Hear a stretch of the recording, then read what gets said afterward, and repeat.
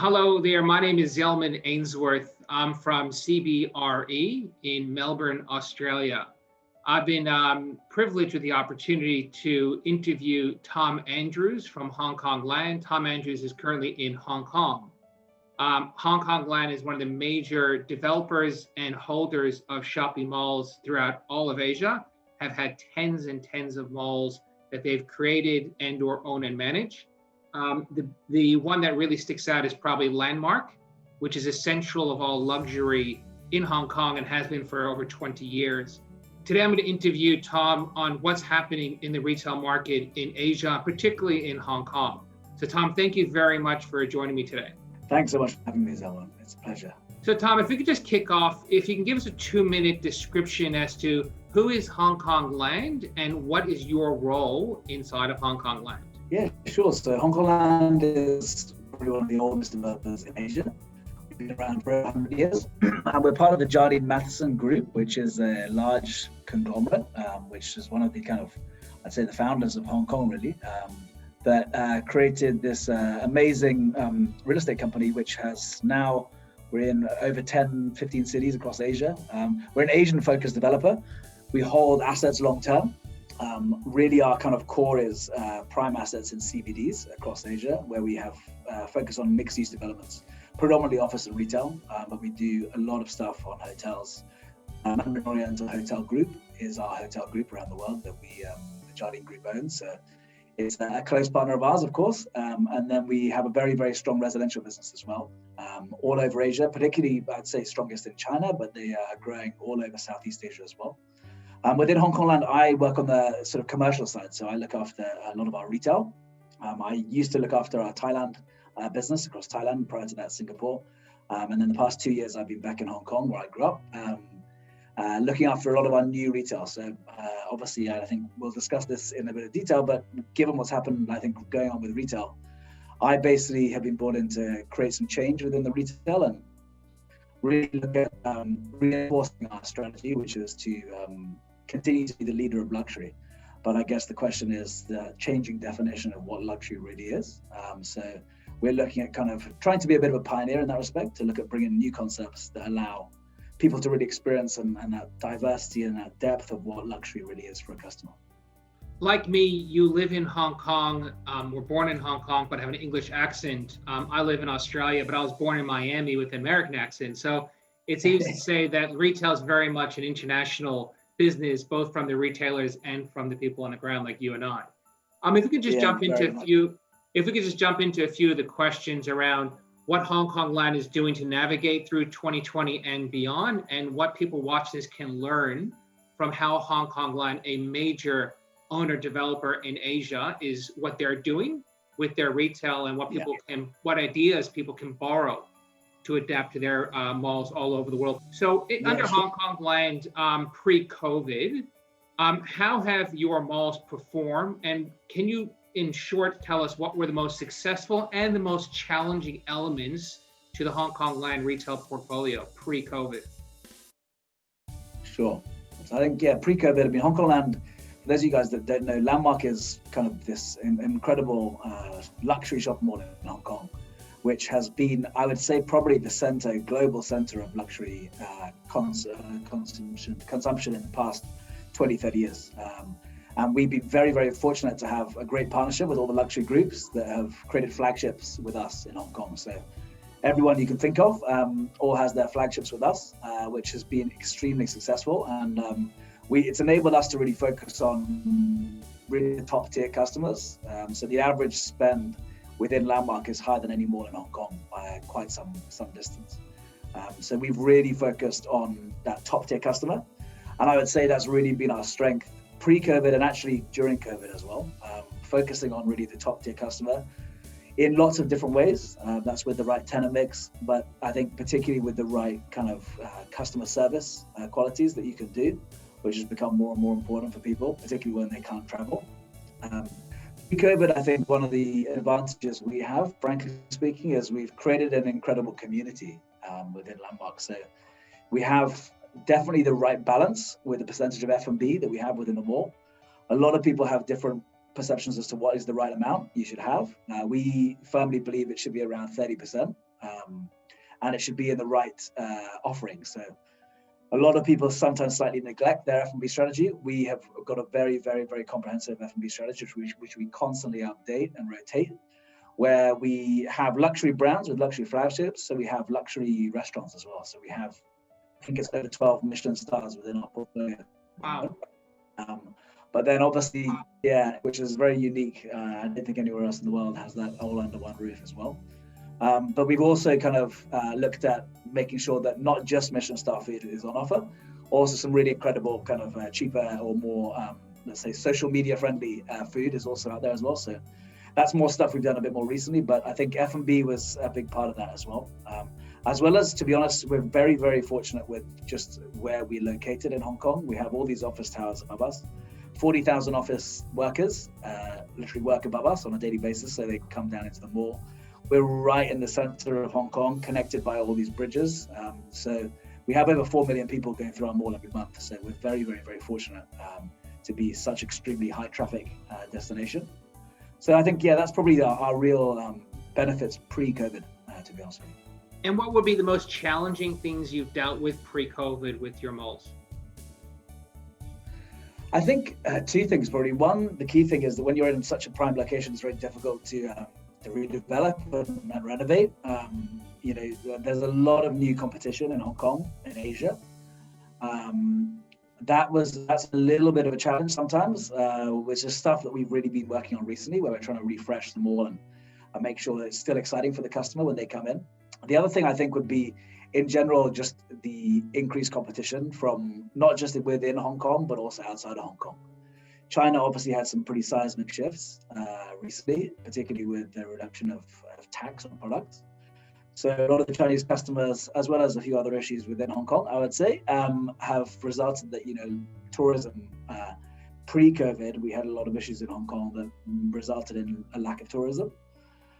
So it really then meant that everyone was focusing on the local customer base, which has always been our bread and butter. So we kind of came under threat a little bit on that. I would say we've done a very good job of defending it, but it's always a tricky position when everyone's trying to eat the same pie, right? So it's something that we've kind of, I would say, is probably the biggest challenge, but it's something we're really focusing on to ensure that we remain the destination of choice in Hong Kong. And if I could just ask the question, that 30% of F&B in your malls, how long have you held that sort of philosophy of 30% of retail should be F&B? Is that a new thing in the last year or so, or is that something that you've held for a while? It's something we've held for a few years. It's not super new. I would say we've had it for about 3 to 5 years.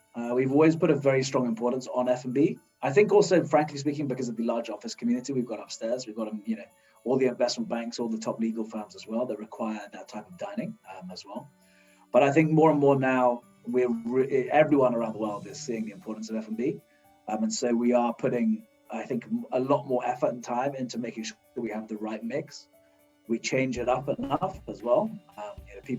Whilst people love their regular haunts, they also do want stuff that changes and rotates. So we've had serious success actually recently with a lot of pop-ups. We've been introducing a lot of F&B pop-ups into our portfolio. Anything from cookies to iced coffees to matcha. They've all been really well received by customers. And they come in, we fully fill out the space for them. And then we take a turnover percentage and we let them come in. We don't do anything beyond 6 months, and then it constantly rotates. So it creates a bit of freshness for people. So I think our F&B strategy has always been about the same for 30%, but we've just changed how we work with that 30%. Asia has been leading the market for the last 10 years at least in integrating technology into their shopping malls. Can you please share with us some of the more effective technologies that's helped drive more traffic and sales into your malls? For sure. I think the key thing that we've really seen that's worked with us is on the CRM side. Ensuring you have a proper CRM system is really, really beneficial, particularly during times where people can't travel. And we've got a pretty strong platform, digital platform, which enables us to really cater to our customers. So, for example, if you spend anything electronically with a card within Landmark, you can then register those for points. You can then earn those points and generate, whether it's a reward, whether it's a specific unique experience. That's something that we put a lot of time into. We're putting a lot of time into that at the moment to kind of make sure we continue to lead that. But I would say that's been something that's really added a lot of benefit to both ourselves, but also to all our tenants within the mall. It's meant that we've had a bit more loyalty during these times than we usually would have. And so that kind of captive customer base has been frequently shopping back in Landmark and then using our platform to basically get rewards. We've also used those platforms for promotions as well. So it's enabled us to be a bit more reactive and a bit quicker with things, which I think has really helped. So I think those are probably the two things that we've really used. And those reward points, can they be converted back into cash or credits, or what do you get with those points? In general, so we offer kind of flexibility for people. Obviously, people do love cash with points. We don't usually necessarily offer that as the only thing. So we offer amazing experiences to some people as well. We're all about kind of trying to offer you something that money can't buy. A lot of our customers are top luxury shoppers. So if you give them a cash certificate, it's not necessarily something that they're interested in. So we're trying to make sure that it's something that you really can't get access to. So we've done stuff before, as an example, where we have created a trip to Italy with one of our restaurants called Otto Mezzo, which is one of the only 3 Michelin star Italian restaurants outside of Italy. We sent some of our top customers with Italy with the chef to go truffle hunting, and then he cooked a meal for them, which is, again, it's an experience literally money cannot buy. So those are the sort of things we like to try and do with those points, and for special experiences to create something different for luxury customers. But there is obviously the side where people do also just like a good old-fashioned gift certificate. So that does still happen a bit as well. That's great. Luxury retail has been a major category being introduced into malls over the last 10 years globally, and clearly longer for you in Hong Kong. Do you see future growth in luxury retails in shopping malls going into the next 5 years? And what segment of luxury in particular are you focusing your energy on? I think it's a really good question. And I think it's probably the question that is on probably most developers' minds at the moment, because there's a lot of supply coming to the market. But also that I think luxury brands are probably realizing that they probably need to consolidate in some cities as well and have fewer shops to really control that experience that is so important to them and so important to us. I think if you look at the next 5 years with luxury retail, what you'll probably see is luxury brands still creating new shops around the world, but they'll be probably looking for different stuff. With us, I think the key is for us is these flagship spaces that offer a real depth with Zell, with Virgil Abloh. They're creating these kind of almost luxury streetwear brands, which don't necessarily even fit within their traditional flagship environments. So they're taking really interesting pop-ups, taking an interesting art space. I think what you'll see is something we're looking at doing, and we are creating in Hong Kong, is spaces for those brands to also then house theirs outside of their flagship opportunities. So having a flagship space, but then being able to do a really cool pop-up or art gallery or something in a really interesting and kind of unique environment. I think you'll see that. In terms of growth, I think you will see a lot of the focus on luxury probably coming from the health and wellness side. I think health and wellness is becoming more and more important. I think you'll see a lot of luxury and boutique gyms and spas coming back into what is being really important. I think from a luxury retail standpoint, fashion and accessories are always going to be extremely popular. It'll be interesting to see what the next trend is. I mean, it's been a streetwear trend now for the past kind of 3-4 years. There's some amazing designers doing incredible things. I think that'll probably continue for a while. But beyond that, I think you'll see probably a push into activewear. I think the brands like Lululemons of the world, I think will continue to become and grow from strength to strength. The thing that I think is also very interesting is probably the technology side on the health and wellness side as well. We're looking at a lot of stuff and speaking to a lot of really interesting people from around the world to really kind of push beyond what the traditional kind of gym or spa format is, and look at something that's really kind of incredible experience for people that do have that depth of wealth, but want something really different for them. So it's that, I think those are probably the sectors I'd like to look at, as well as F&B, man. F&B is my favorite part. I think it's so important, and I think luxury F&B, whatever you want to say that as being, I think that definition has now changed. Luxury F&B is not just Michelin star restaurants with tablecloths and fancy plates. It's anything from an ice cream or cookies, man. We have this amazing cookie pop-up, which did higher sales per square foot than probably most stuff in Hong Kong. And that was selling cookies. So I think what you'll see just this real change of what that customer that would go to a 3 Michelin star restaurant for lunch will maybe also go and eat, amazing fried rice for dinner. It's just going to really change, and people's perception and developers' perception is going to have to change on that as to what you bring in from an F&B standpoint. Just staying on F&B for a moment, it's been a very big trend out of Asia that street food has been coming into malls and creating that food market, that night market inside of luxury malls. Are you seeing that in your malls, and is that something that you're planning for into the future? Yeah, so we actually created just recently, opened 2 months ago, something called Base Hall, which is a kind of high-end food hall. It's the first time a food hall has really been brought out to Hong Kong. Obviously, they've been successful in a lot of other cities around the world. New York has a lot. London has some amazing ones as well. We've created that concept ourselves.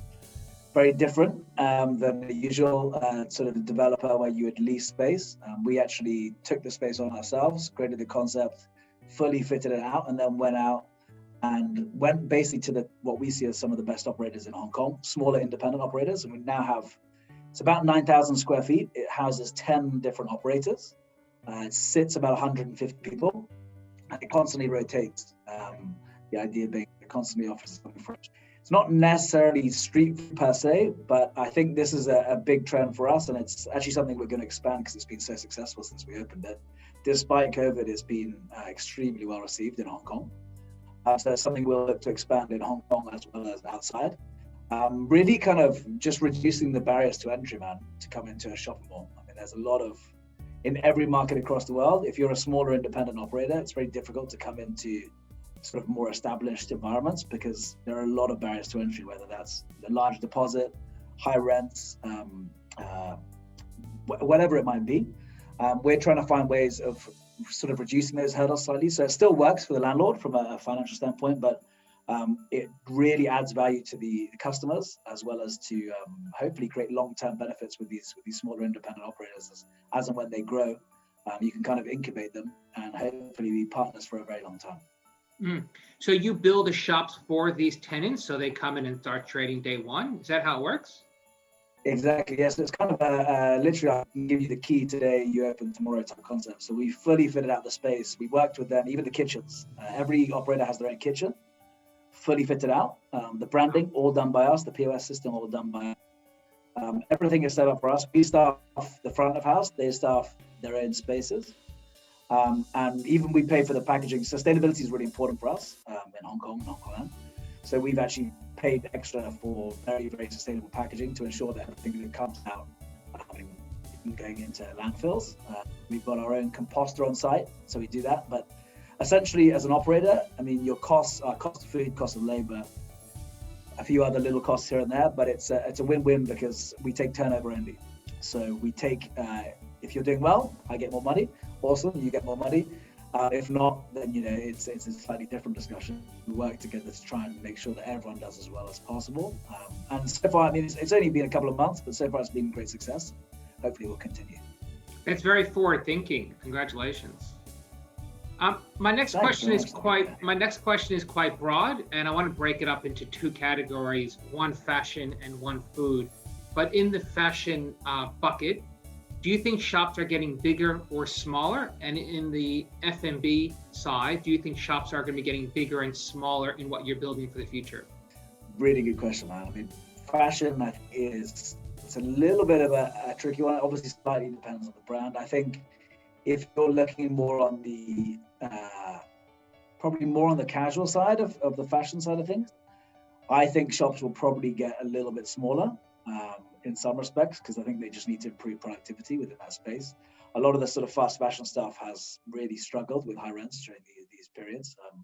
We don't have a huge exposure to fast fashion, but I would say if you look at kind of the more like mid-tier or that sort of level, I think they need to probably focus a little bit more on really interesting new product and focus on slightly fewer SKUs.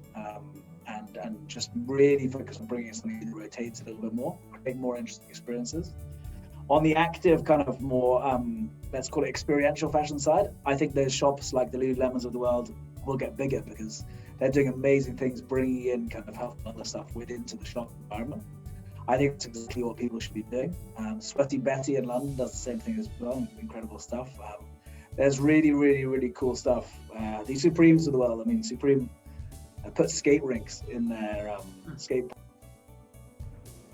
as well as next to customers. On an F&B angle, it's slightly interesting. I think what you're seeing more in probably Asia is the large restaurants. I think people are realizing that they're a little bit more complicated. And I think we're seeing a trend of slightly smaller restaurants now. I think now really the sweet spot in Hong Kong is anywhere between kind of 2,000 to 4,000 square feet for a restaurant. Obviously slightly depending on cuisine type, but that's changed. And the large dim sum type of restaurants, I think are really probably sort of starting to die out a little bit in Hong Kong. Hopefully a lot of them stay around because they're amazing from an experience standpoint.